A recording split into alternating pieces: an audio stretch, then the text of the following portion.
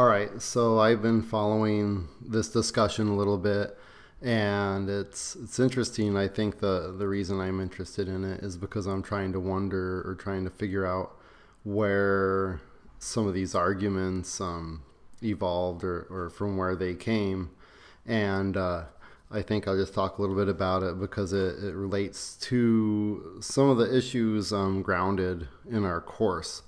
Um, but it reminds me of a few years ago in this course when I was talking to my English 504 students about the protests that were going on in the Wisconsin state capitol.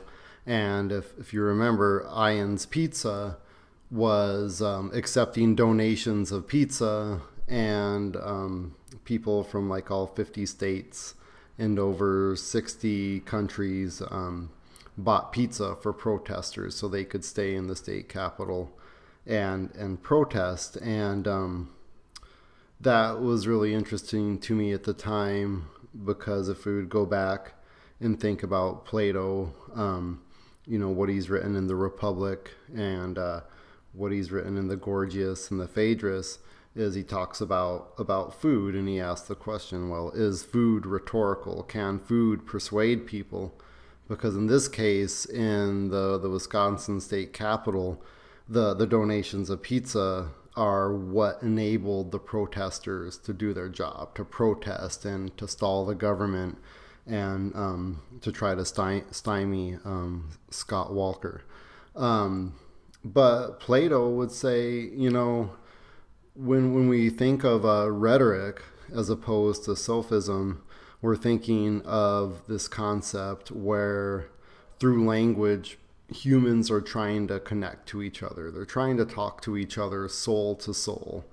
And by saying soul to soul, it's like they have to use the clearest language possible. They have to pare things down. They have to reduce the symbolic process so that other person really gets what the speaker is saying. And on the other hand, then, food moves the body. It doesn't move the soul. And so what he said is, well, food isn't rhetorical because it persuades the body and not the soul. But in the Wisconsin case, maybe food was some sort of catalyst or some sort of enabler. But anyways, so I had this student in that class, and for like the next year, whenever I saw him, he would be like, pizza is rhetoric. And I'd be like, you totally misunderstood the discussion. And I'd try to talk to him, and then he would be like, pizza is rhetoric. And that's an important concept in trying to find out, where the ideas for your argument evolved. Because I think there's a large argument that maybe they're misinterpreting or there's some sort of misinterpretation going on where people were in a class and they heard one thing and then they communicate something completely different. It's just like Emerson, right? We have the ever-seeing eyeball, and we want to remove all of the external influences.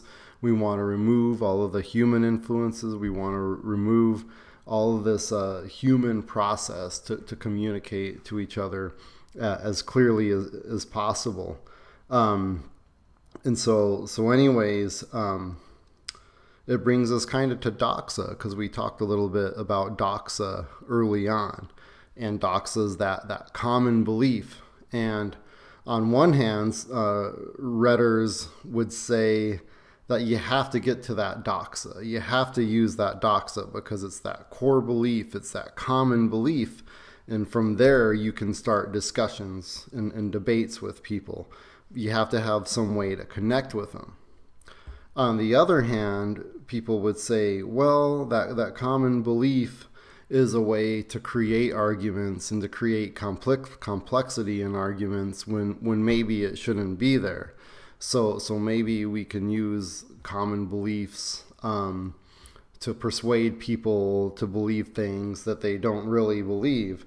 It's like saying, hey, shouldn't people be able to support each other? And you're like, well, yeah, they should be able Well, I just messed that up. See, should people be able to support themselves? And it's like, yeah, of course they should be able to support themselves. And then through that discussion, maybe you could get someone to say food stamps are awful, even though the person was on food stamps.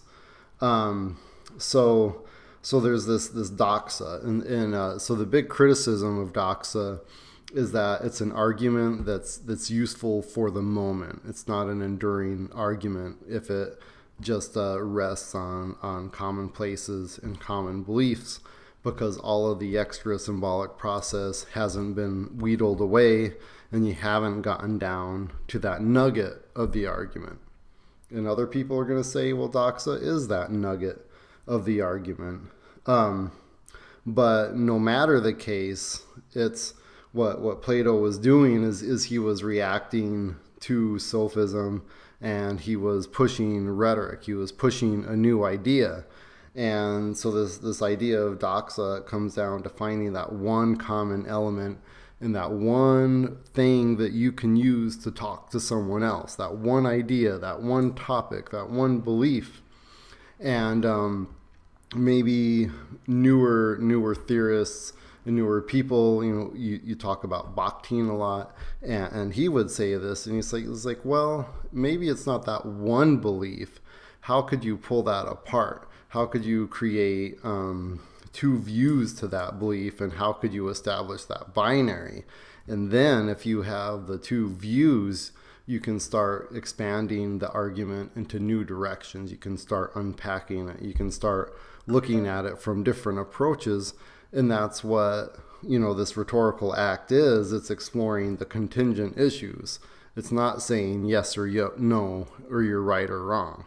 And so then when we think about, teaching practice, and when we think about feminist pedagogies, it's, we're not saying, well, let's take this idea of feminism and split that up into all kinds of parts. We're saying, well, a feminist, pedagogy does have root maybe in actions that are stereotypically feminine. And if that's the case, then what's stereotypically masculine? And so when you look at maybe these two options, you could explore them. You could list activities, and then you could go into new directions. You just can't deny or reject the terminology that someone chooses to use, because then there's not that springboard. There's not a way to enable the debate or to enable the discussion, because maybe from there, I could say, well, you might be a social feminist, but I'm a liberation feminist, and by a liberation feminist, I'm going to withdraw my ovaries and reproductive organs from everyone. And that's not really where the discussion even meant to go. It was talking about, mannerisms and actions, and by doing so, it was drawing on common stereotypes and common beliefs. So it was drawing on that doxa, and then from that doxa, we can start exploring the issue, challenging it, and pushing it in new directions. So there's that little moment, and Aristotle will talk to it about faith. He's like, well, if you're really going to participate in a discussion, you have to have faith, and you have to have that moment, no matter if it's a fleeting moment, but it's a moment when you have faith in the person you're listening to him, and just sit back and listen, and then take your time, and then respond.